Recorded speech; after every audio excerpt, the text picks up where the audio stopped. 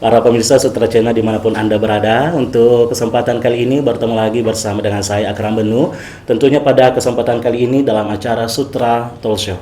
Baik para pemirsa Sutra Channel dimanapun Anda berada, untuk talk show kali ini kita sudah bersama dengan narasumber kita. Beliau adalah Ibu Dr. Andi Rina Anggraini SPDP. Ya kan dok, ya betul sekali. Beliau adalah spesialis kulit dan kelamin, berada di Rumah Sakit Umum Daerah Lamadu Keleng, Kabupaten Wajo. Dan tentunya pada saat ini kita sudah bersama dengan narasumber kita, Ibu Dokter. Assalamualaikum dok. Waalaikumsalam ya tentunya. Alhamdulillah sehat dok. Alhamdulillah sehat. Makin cantik aja dok. Kurang fokus saya. Ya baik dok, untuk sebelum kita memasuki pada pertanyaan-pertanyaan pada kesempatan kali ini, mungkin bisa dulu dok perkenalkan dirinya.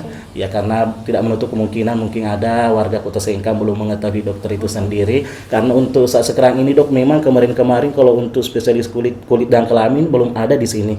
Jadi kalau orang ingin periksa kulit dan kelamin rata-rata perginya ke tetangga sebelah.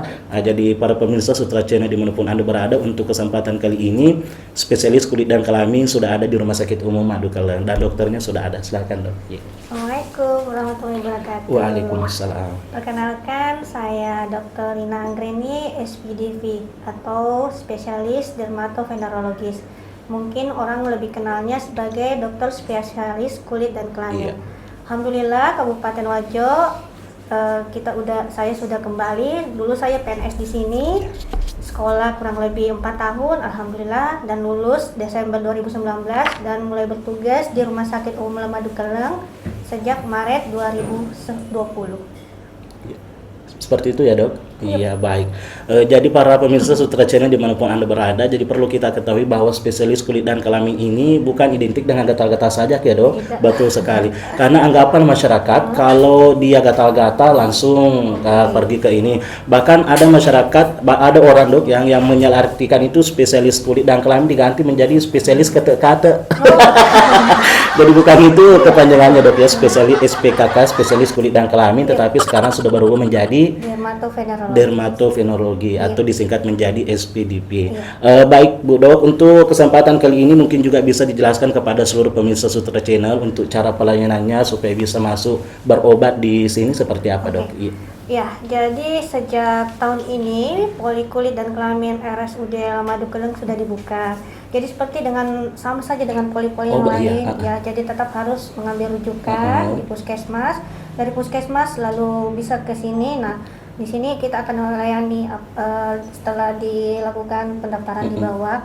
Nah, semua penyakit sebenarnya ditangani oleh Polikulit dan Kelamin, kecuali kemungkinan besar kosmetik tidak ditanggung BPJS. Ya, jadi betul. harus masuk umum. Masuk umum ya dok ya. Jadi kalau untuk pengobatannya biasanya ditanggung BPJS kan dok, seperti gatal-gatal atau dan sebagainya. Tapi untuk kosmetik, mohon maaf pemirsa, Anda harus beli sendiri. Iya kan tadi sudah dijelaskan dok secara singkat bahwa profilnya dokter, kemudian untuk cara pelayanannya. Kemudian untuk pertanyaan selanjutnya dok, karena banyak juga orang yang mengatakan bahwa dokter spesialis kulit itu sama dengan halnya dokter kecantikan. Apakah ini betul atau tidak? Oke, jadi saya luruskan dulu. Dokter spesialis kulit dan kelamin adalah dokter umum yang melanjutkan pendidikan spesialisasinya. Jadi seperti saja dengan misalnya penyakit dalam, objen, THT. Jadi kami melakukan pendidikan formal kurang lebih 4 tahun. Kebetulan saya lulusan dari Universitas Hasanuddin. Jadi subdivisi dalam spesialis kulit dan kelamin itu macam-macam, bukan cuma segatal. Jadi ada divisi dermatomikologi, yaitu penyakit yang disebabkan oleh jamur pada kulit. Ada juga subdivisi TBK, jadi tumor bedah kulit. Jadi kami pun ada, kalau misalnya ada tumor-tumor pada kulit, bisa kami tangani. Lalu ada juga subdivisi IMS, infeksi menular seksual. Jadi penyakit-penyakit kelamin yang disebabkan oleh penyakit menular seksual, hubungan seksual. Dok ya, seperti itu. Selain itu, kita juga ada subdivisi kosmetik medik, atau orang awamnya mungkin lebih kenal dengan istilah estetik. Nah, di situ kami, dan termasuk laser ya Pak, kami ada subdivisi seperti itu.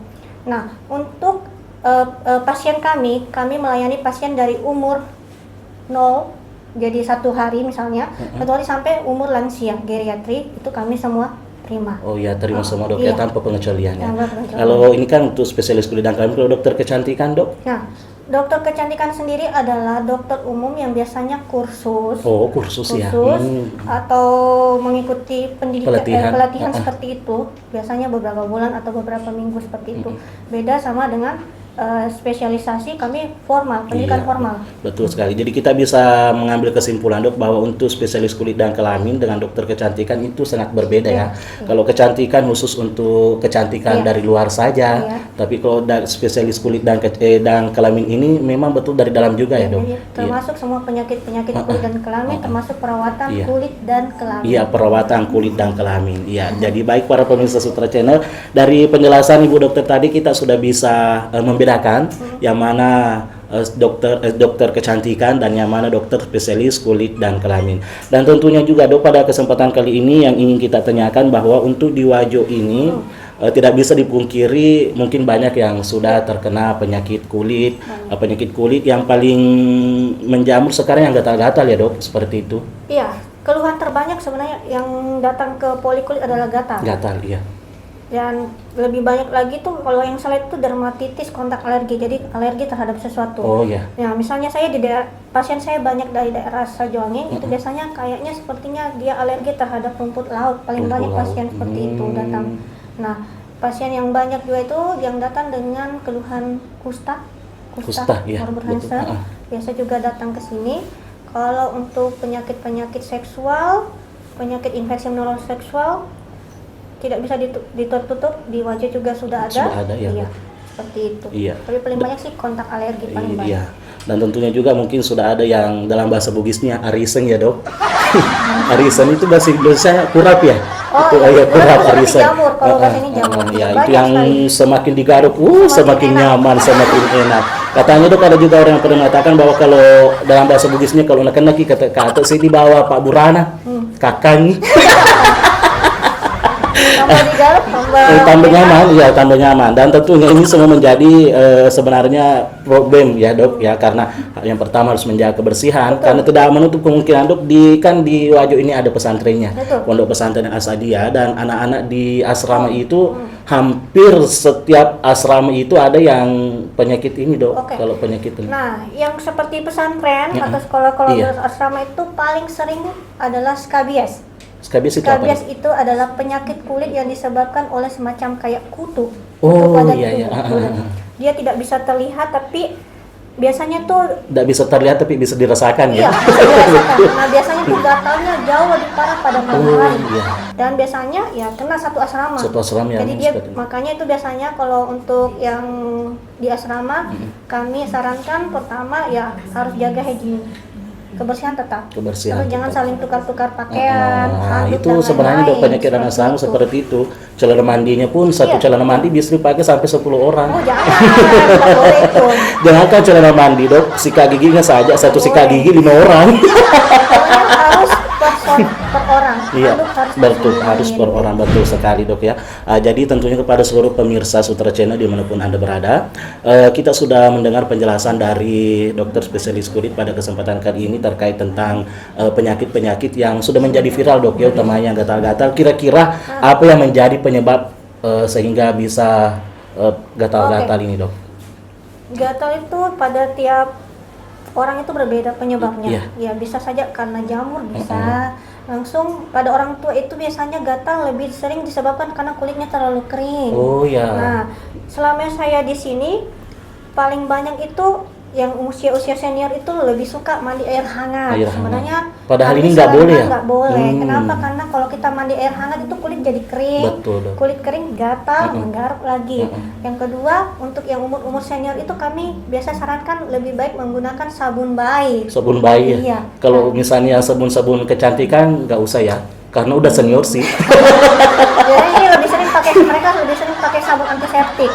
Nah, sabun antiseptik itu juga bikin kering kulit, makanya menggaruk terus. Jadi untuk yang senior biasanya kami sarankan untuk menggunakan sabun bayi. Iya, sabun bayi supaya kulitnya kembali seperti Iya, bayi. karena memang kondisi kulitnya mereka sudah bayi. kering seperti Iya. itu, Dok.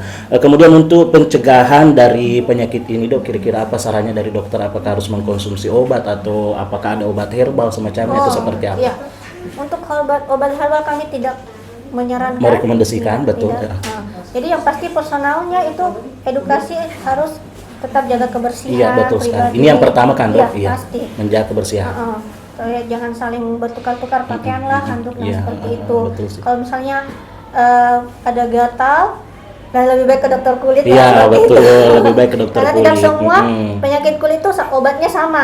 Betul. Pasti beda pemicu, beda obat juga. Jenis kulitnya juga beda kan, Dok? Beda, Iya. pasti beda. Kan pengalaman hidup saya punya teman, ini bisa dikata lelaki gatal ya. Lelaki gatal dalam artian di samping kakinya pun juga ada, di tengahnya pun juga ada, bahkan di daerah lain pun juga ada. Jadi diberikan label lah lelaki gatal. Yang menjadi problem sekarang, Dok, dia selalu menyiramkan kakinya dengan air hangat. Artinya dia rendam, Dok. Apakah memang ini bagus untuk menyembuhkan penyakit seperti ini atau tidak? Tidak. Nggak Kami bagus tidak ya? sarankan Iya. kulit dengan air hangat itu Nggak boleh. Kami tidak sarankan karena dia bisa merusak elastisitas kulit seperti itu. Jadi kulit jadi kayak kering sekali, jadi malah tambah gatal. Padahal sebenarnya. dia yang dilakukan seperti itu, Dok. Tiap malam dia lakukan ritual seperti itu, dia rendam kakinya di air hangat. Nggak boleh kami kan, Dok? tidak sarankan air hangat, tidak ini untuk kulit. Iya. Seperti itu. Ya, baik para pemirsa Sutra Channel dimanapun Anda berada. Sekarang tadi kita sudah menjelaskan penjelasan dari dokter bahwa ketika ada anggota badan yang gatal, maka tidak boleh direndam dengan air panas, itu tidak dianjurkan. Jadi yang mengaku teman saya yang tadi saya singgung, ingkelinger rodana dokter tidak boleh. Baik para pemirsa Sutra Channel dimanapun Anda berada, tentunya kesempatan ini kita break sejenak, kita saksikan iklan yang melewati.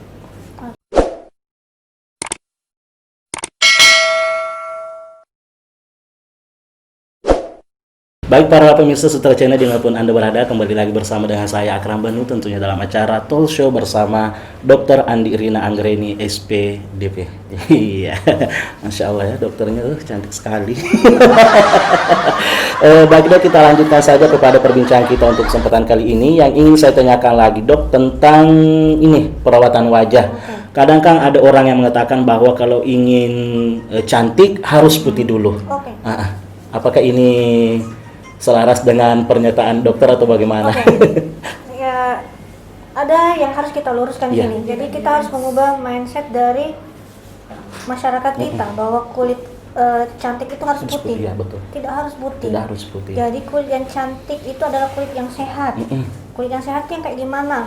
Tidak ada flek, tidak ada jerawat. Seperti itu, tapi dia glowing. Cerah seperti itu. Nah, kenapa seperti itu? Ini saya ada lihat. Iya, ada gambar, Dok, ya. Ini adalah tipe dari kulit seluruh orang. Maksudnya di dunia ini terbagi atas 6 tipe. 6 tipe. Seperti itu. Tipe 1 itu tipe kulit orang bule. Orang bule. Oke. Tipe 6 ini adalah tipe kulit orang Afrika. Iya. Orang Indonesia di mana? Kita ada di tipe kulit 3, 4 dan 5, tapi paling banyak 3. Tapi ada 4. Juga yang ngambil 6 kan? Seperti itu. Oke. Kenapa? Karena kita ada di tengah-tengah. Jadi ada yang dalam kulit itu ada namanya melanin. Melanin itu yang membuat kulit warna berwarna seperti itu. Nah, orang Indonesia itu jumlah melaninnya sedang lah. Nah, kelebihan dari tipe 3 dan 4 ini adalah faktor risiko untuk kanker kulit rendah. Tidak seperti orang bule. Jadi bersyukur orang Indonesia. Mestinya bersyukur seperti itu. Tidak seperti orang bule. Orang bule itu faktor resiko untuk kanker kulit tinggi. Seperti itu. Betul. Coba bayangkan di Bali orang bule itu berjemur. Ya, betul, Dok. Supaya dapat kulit eksotis seperti kita. Nah, kenapa kita orang Indonesia selalu mau jadi kulit putih? Betul sekali. Ini yang menjadi masalah sebenarnya, Dok. Berbagai macam cara yang digunakan, menggunakan HB, skincare dan lain sebagainya. Nah, yang jadi permasalahan sekarang adalah banyak masyarakat kita yang saking ngebetnya pengen punya kulit putih menggunakan krim-krim betul, Dok. online atau HB yang pemutih itu kan. Padahal sebenarnya itu mengandung, paling banyak itu mengandung steroid dan merkuri. Steroid dan merkuri ini pertama kali digunakan itu memang langsung glow. Iya, langsung betul sekali dok. Tapi efek samping jangka panjangnya adalah sudah mulai muncul flek, sudah mulai muncul ada namanya telangiectasis. Telangiectasis itu kayak ada urat-urat merah di wajah, di wajah. Sudah mulai namanya ada hipertrikosis. Hipertrikosis itu kayak bulu-bulu kumis-kumis yang mulai banyak seperti itu. Lebih sensitif kulitnya, lebih cepat merah seperti itu. Jadi itu yang harus kita ubah di masyarakat kita sebenarnya. Jadi kulit yang cantik itu tidak harus putih. Iya betul dok. Yang penting tidak ada jerawat, nggak ada flek. Itu sudah tergolong sehat kan dok? Iya. Betul sekali. Jadi para pemirsa Sutra Channel dimanapun Anda berada, pembahasan yang cukup menarik dok ya.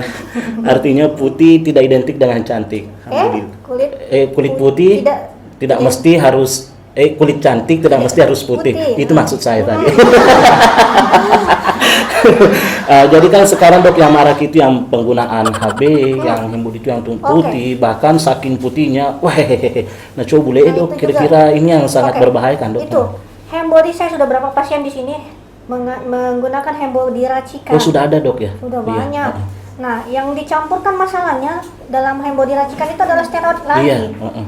Biasanya sih Dermovet yang krim-krim Mekah itu katanya seperti itu. Yang krim-krim itu. Efek sampingnya seperti yang tadi. Kalau kita lihat itu nanti badannya itu pasien pasti ada kayak garis-garis merah. Itu sudah rusak, kulitnya sudah rusak. Bukan ya? Hampir sama strike match, tapi kita lebih cenderung bilang stria rubra. Jadi dia merah-merah dan itu sangat susah untuk diobati. Artinya kan untuk HB dok dengan yang itu yang krim-krim di wajah kan sama-sama berbahaya. Tapi kalau menurut dokter apakah memang ini ada istilahnya dok ya? Bisa memberikan nutrisi tersendiri pada muka atau enggak ada ya? Tidak, malah bikin rusak kulit wajahnya nggak rusak. Iya, kalau memang cantik sih dok, kalau putih sih dok, tapi ya apalah gunanya putih kalau di kemudian hari harus berhubungan dengan dokter spesialis kulit dan kelamin. Baik dok, pembahasan yang cukup menarik. Jadi pada seluruh pemirsa Sutra Channel dimanapun Anda berada, kita sudah bisa menarik kesimpulan dari pernyataan dokter tadi. Maupun ada yang jadi kasih pakai skincare. Tidak perlu yang HB sekalian atau skincare apalah dan sebagainya. Tapi jangan yang abal-abal. Jangan yang abal-abal tentunya. Jangan yang online. Artinya kalau misalnya skincare itu sudah mempunyai BPOM dok, bagaimana? Cek dulu betul-betul BPOM. Oh iya tidak. Betul ya. Siapa tahu BPOM-nya abal-abal. Jangan ada yang bilang biasa tuh krim dokter, tapi nggak pernah ketemu dokternya, sama aja bohong seperti itu kan. Jadi cek baik-baik. Ya kami Sandro mebu nasi si dokter. Iya ini kan baik para pemirsa Sutra Channel dimanapun Anda berada, untuk selanjutnya dok kita pindah ke kelamin ya. Untuk permasalahan kulit saya kira sudah dijelaskan semua, baik dari semua jenis permasalahan yang ada di kulit dan cara mengobatinya, mengatasinya. Untuk kelamin dok, kira-kira sudah adakah pasien yang pernah dokter jumpai di rumah sakit umum ini untuk terkait masalah kelamin ini? Sudah ada. Jadi penyakit kelamin itu seperti efek piramida. Jadi yang muncul ke permukaan itu cuma sedikit, tapi sebenarnya di bawah itu jauh lebih banyak. Nah, yang terbanyak di Wajo selama ini yang saya dapat itu gonore.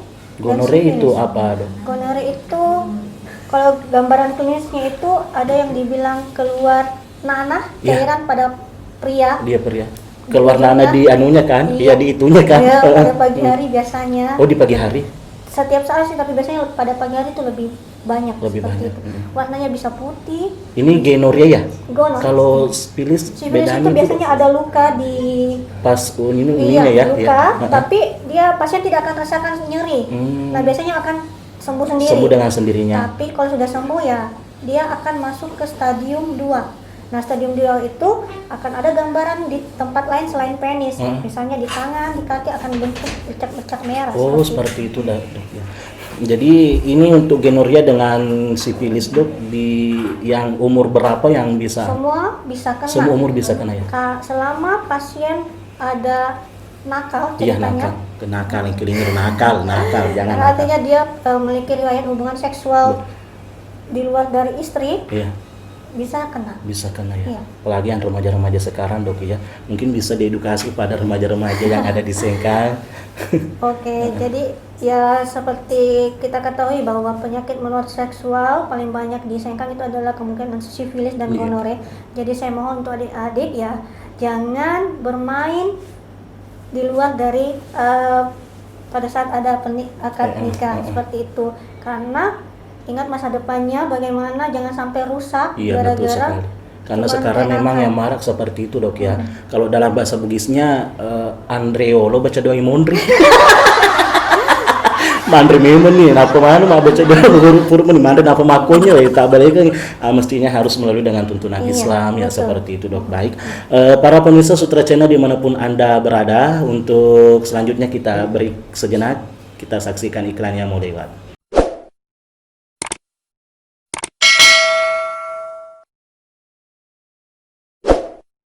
Baik para pemirsa Sutra Channel dimanapun anda berada, untuk selanjutnya kita masih terhubung dengan Ibu Dr. Andirina Anggreni SPDP.